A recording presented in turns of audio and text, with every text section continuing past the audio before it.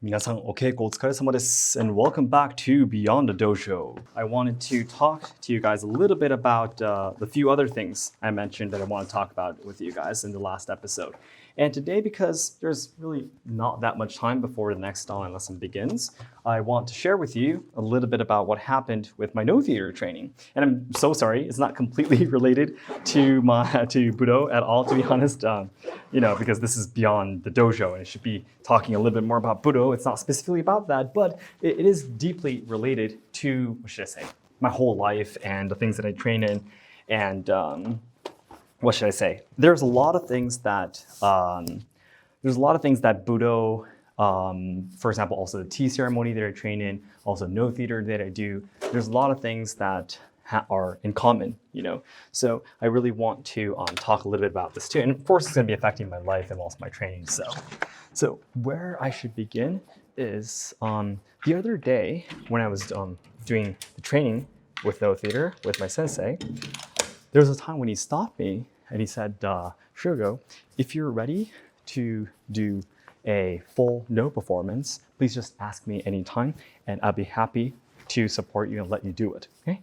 And what this means is that no theater basically is like a Japanese traditional musical, right? So it has a history of about 650 years. And they're singing, their instruments, they're dancing and acting and so on and so forth. And there's about 200 pieces in no theater. And if you do one piece, the whole piece, it depends on which story you're going to be performing, but it's about an hour on average.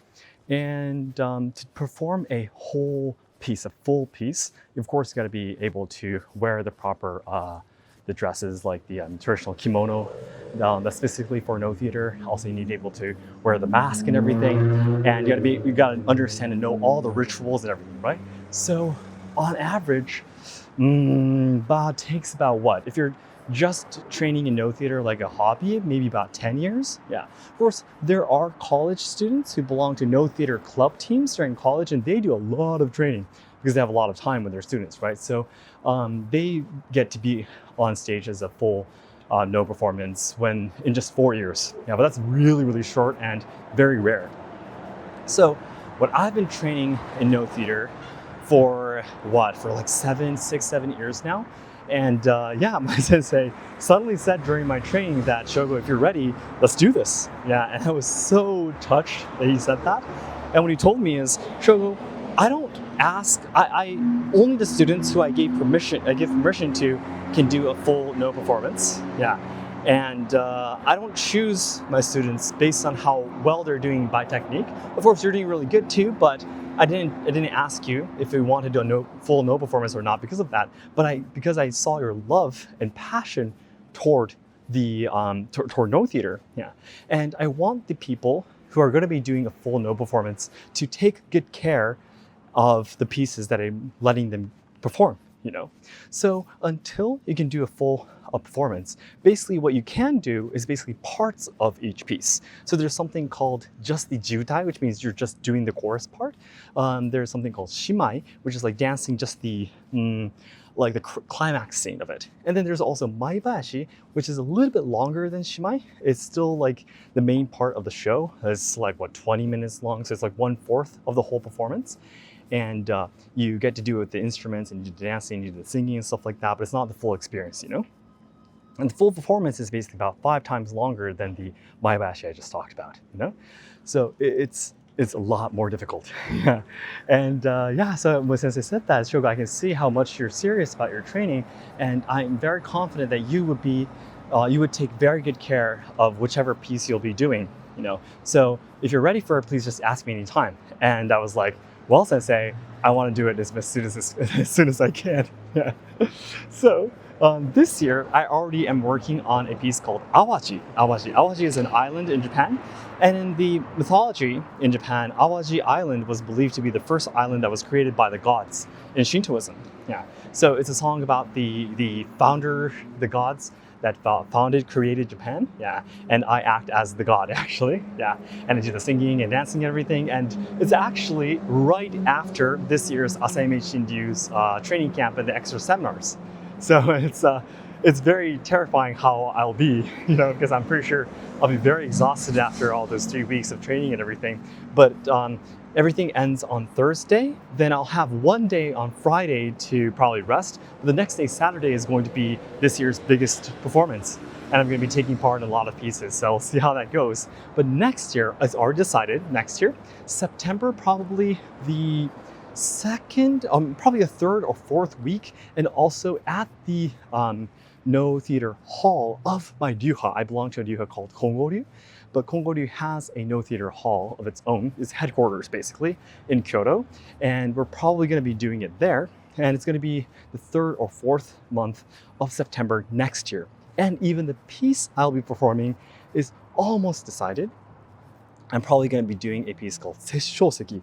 Have you guys ever heard of Seki before? It's the legendary, how do you call it in English? They've been calling it the cursed stone, or, there's a legend where they believe that there was a yokai fox that was captured inside that stone. Yeah.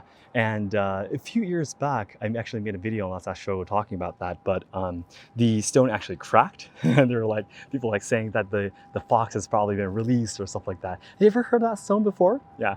And the reason why people thought that stone was cursed was because a lot of the animals who got closer to the stone, they actually died.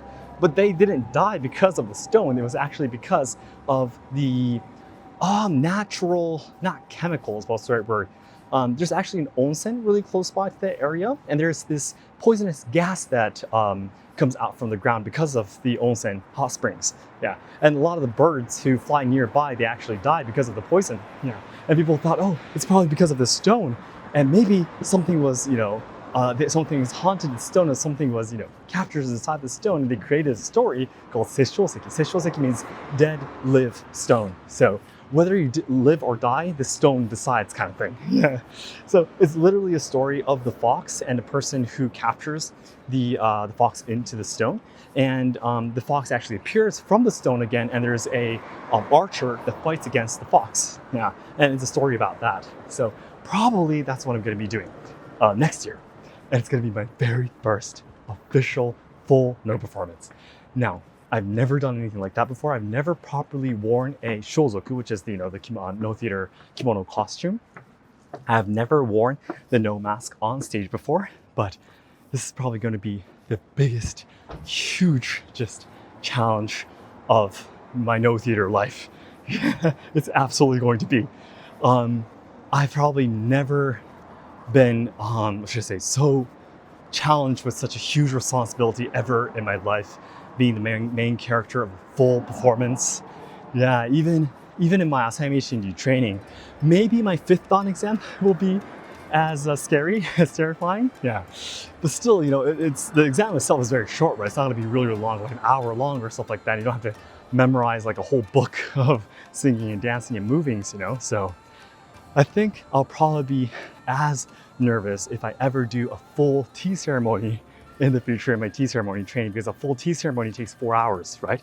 And it starts from cooking food, preparing the tea, preparing the sweets, doing all the procedures, memorizing everything, doing all the talking and everything with the guests. I'm sure it'll probably be as difficult, but for no theater, this is going to be a huge challenge for me. And I'm very excited, as much as I'm terrified. Yeah, and I just wanted to let you guys know that I'm definitely progressing and moving forward in my training other than Budo as well. And it's just a huge honor, and I'm very grateful that I'm in this environment here in Kyoto to train under such amazing instructors, senseis, and being able to receive this opportunity to do this. This is exactly what I want to do. Seki Sensei is my sensei, Asayama Ichiden-ryu's 22nd headmaster. He is like an instructor level, Shihan level, and so many other ryuha styles, right? Now, I was thinking to myself, if I really want to become a true Budo Baka, maybe I should be doing something similar to him. But when I asked myself, do I really want to do that? The answer was no, because I love Ichiden-ryu so much. Now, I probably can't dedicate my time to other ryuha styles. I'd probably be thinking, I want to train Asayama Ichiden-ryu if I have the time to be doing this, if that makes sense. But I didn't want to be a person who only knows Asayama Ichiden-ryu. Because a person who only knows Asayama Ichiden-ryu probably doesn't know Asayama Ichiden-ryu either. Does that make sense, guys? Because you know a different world, because you know other expressions, you finally understand who you are or what you are kind of thing. Because you've seen yourself from different points of views, you know. So I felt that for the same for Asayama Ichiden-ryu too. That's the reason why I'm very, very serious toward training in no theater and T-ceremony and these other forms of art too, because I want to see Asayama Ichiden-ryu from a different point of view. And I always want to be in different communities to understand how Kobudo or Budo is seen from, you know, different worlds of Japanese traditional culture.